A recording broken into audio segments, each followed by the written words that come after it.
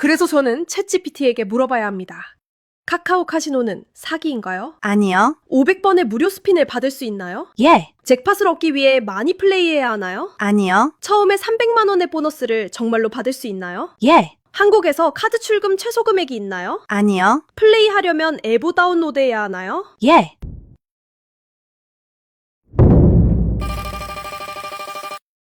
정말 멋지네요. 저는 400만 원을 이겼어요. 카카오 카지노를 설치하고 가입하여 지금 바로 보너스를 받으세요. Look, I just flipped the switch. Flip, flip. I don't know nobody else that's doing this. Body start to drop, ayy. Hit the floor.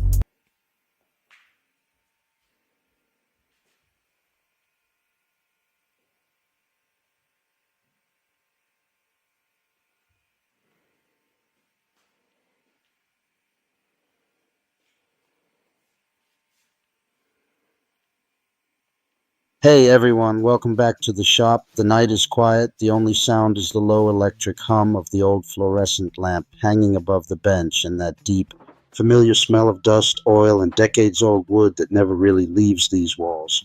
In front of me lies a relic, a massive early 2000s computer monitor, the kind with a thick glass screen and a plastic case heavier than some modern televisions.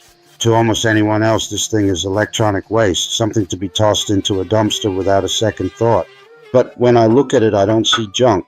I see a perfect 250mm disc of crystal clear acrylic that has been hidden from the world for 20 years, just waiting for the moment it gets to spin again. There's something almost sacred, almost meditative about rescuing objects the rest of the world has already written off.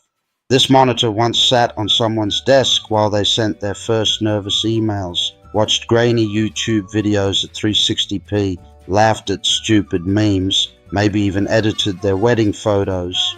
It was part of countless small human moments, and now every circuit board, every screw, every tired capacitor inside it is dead, except this one piece of acrylic that is still flawless.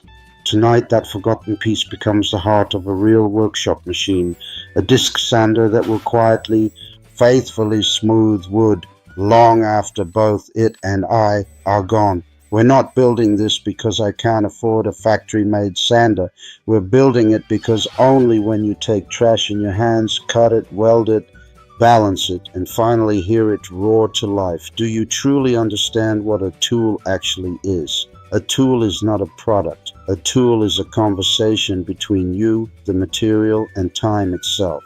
Tonight, the conversation partners are a 750-watt motor that somehow survived 3 completely burnt-out ventilation systems, random pieces of rusty square tube that have been leaning against a wall for years, and this thick, honest piece of acrylic that outlived its original purpose by 2 decades. 3 orphans, 1 new life. Let's begin.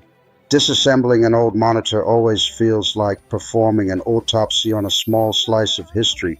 You remove screw after screw, the plastic creaks and sighs like it's reluctant to give up its secrets, and finally you lift away the shroud. And there it is, 8mm of perfectly clear acrylic, untouched by scratches, untouched by sunlight for 20 years. I run my finger across the surface and it's cold, almost icy, but completely brutally honest. This material never pretended to be anything it wasn't. It just waited. Cutting a perfect 250mm circle without a CNC or a laser is an act of pure trust. Trust in the blade not to wander. Trust in your hands not to shake. Trust in the acrylic not to crack under pressure. You draw the circle the old school way, find the center with a compass and a steady pulse, and then you guide the blade slowly, breathing with the machine. When the disc finally drops free, it lands on the bench with a soft, satisfying thud, the exact sound something makes when it is born for the second time. Down on the floor waits the motor. It looks tired, covered in dust and old grease, but when I cleaned the bearings last week, it spun as smoothly as the day it left the factory. 750 watts, 2800 RPM, raw, uncomplicated power. Enough to turn impatience into dust in seconds. I build the frame from 20 by 20 square tube that has been rusting peacefully behind the garage since who knows when. I cut, I weld, I grind, I paint everything matte black so the machine almost disappears into the shadows and only the spinning disc remains the star of the show. Every extra gram, every unnecessary bracket I leave out. The secret to any good homemade tool is ruthless minimalism. Include nothing that doesn't have a reason to exist. Less is never lazy when it's honest. The work table is made from another piece of acrylic. Thinner this time, almost delicate, but still strong enough to take real punishment. I cut a precise slot so the disc can rise through it like the moon through clouds. Then I add the angle adjustment, a couple of slotted brackets, a wing nut, and suddenly it tilts smoothly from 0 to 50 degrees. Nothing here is over-engineered, nothing is fragile. It's crude, honest, and accurate to within half a degree. Exactly what you need and not a single thing.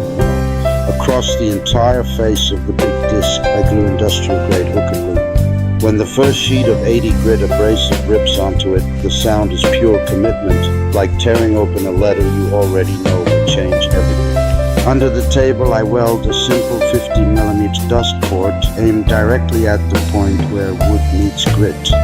Later, when a shop vac is connected, the storm of sawdust will vanish before it even learns your name. Clean work is respectful work. The first power-up is always the moment of truth. The disc wakes, slowly finds its balance, then suddenly screams into full voice. For a split second, I'm afraid the acrylic will explode into 1,000 shards, but it doesn't.